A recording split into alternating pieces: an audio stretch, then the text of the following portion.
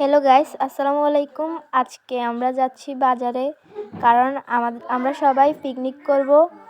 এখন বাজারে আমরা সদাই করতে যাব।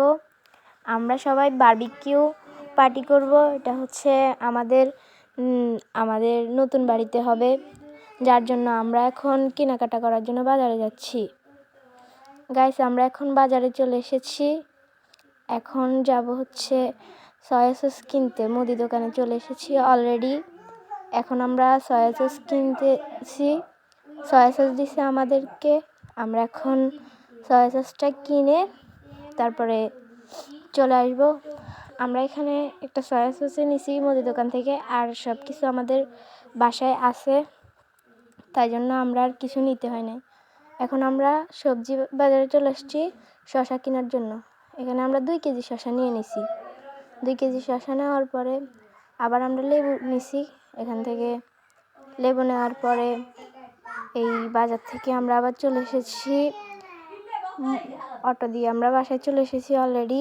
এখন আমরা যাচ্ছি মুরগি কিনতে।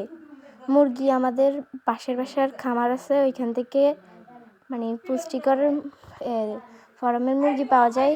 ওইখানে পোলট্রি মুরগি ওরা নিজেদের আদার খাওয়াই বিক্রি করে, কোনো রকম পুষ্টি দেয় না বা ওষুধ ইঞ্জেকশন ব্যবহার করে না। এটা খাওয়া যায়, এটা খুবই ভালো। এখন মুরগিগুলা জবাই দিতেছে, কারণ আমরা এখান থেকে জবাই করে নিব। যেহেতু এই মুরগির বেশিক্ষণ থাকে না, তাই আমরা এখান থেকে রিস্ক না নিয়ে জবাই করে নিয়ে যাব। এখন দেখতেই পাচ্ছেন, আমরা প্রথমে একটা মুরগি জবাই করা হয়েছে এবং আরেকটা মুরগি, আর এখন আরেকটা জবাই করতেছে। আমরা এখানে মোট 8 কেজি মুরগি নিছি। 4টা মুরগি হয়েছে যাতে। এখন এগুলা বাসায় নেওয়ার জন্য ব্যাগের প্যাকেটের ভিতরে দিচ্ছে। এখন এগুলা আমরা বাসায় নিয়ে আসছি। বাসায় আনার পরে গরম পানি করে এটার মধ্যে আমরা করে নেব চুলার জন্য।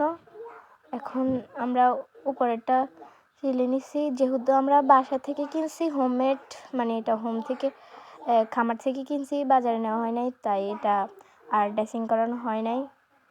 এখন ভালোভাবে এগুলার সাইজ করা হচ্ছে।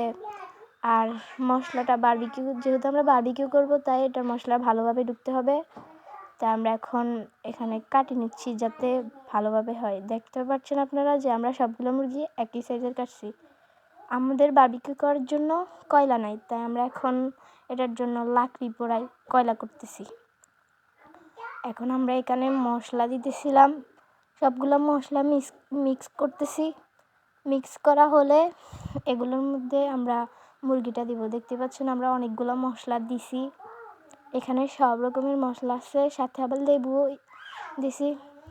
লেবু তো দিতেই হয় বারবিকিউর সাথে, তাই লেবু দিছিলাম। এবং এখানে তেল দিছি। আর সবশেষে মুরগিগুলোকে ভালোভাবে এই মশলাগুলোর দিয়ে ভালোভাবে করে রাখছি। রাখার পর এখন আমাদের গন্তব্য হচ্ছে অন্য জায়গায়। আমরা এখানে করব না। আমি প্রথমে বলে দিছি যে আমাদের নতুন বাড়িতে করব এটা, তাই আমরা ওইখানে যাচ্ছি। সবাই আমরা চলে আসছি। এখন সবগুলা আমরা নিতেছি বাসায়। আমরা যেখানে করব ওইখানে নিতেছি। আর এখন দেখতে পাচ্ছেন যে আমরা এখন কয়লাগুলো পুড়িয়ে ফেলছি, মানে কয়লা ধরাইতেছি যাতে চিকেন বানানো যায়। এবং অলরেডি আমাদের চিকেন দেওয়া হয়ে গেছে চুলায়। 1 পিস দিয়েছি প্রথমে, তারপরে আরও 2 পিস দিয়ে দিলাম। আর আগুন জ্বালানোর জন্য করে নিছি।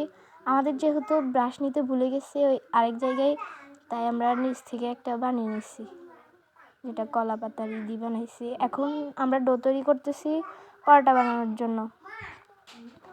এখন এখানে আমরা চিকেনগুলো আবার দেখাচ্ছি যে একটু হয়ে গেছে। আমরা এর পাশাপাশি রুটিও বানাই নিছিলাম। রুটি বা পরোটা যাই বলেন, ওটা বানাই নিছি। এবং আমরা পরিবেশন করতেছি যে বরফ পাতায়। এখানে করলে খাবারটা অনেক দেখতে, মানে এটা পিকনিক, আমরা তো অনেক দূরে করতেছি। যাই বলেন, জায়গাটা অনেক সুন্দর ছিল, আর খাবারটা তো বলার মতো না, এত টেস্টি হয়েছে। ঠিক আছে, আজকের ব্লগ এ পর্যন্ত। আল্লাহ হাফেজ।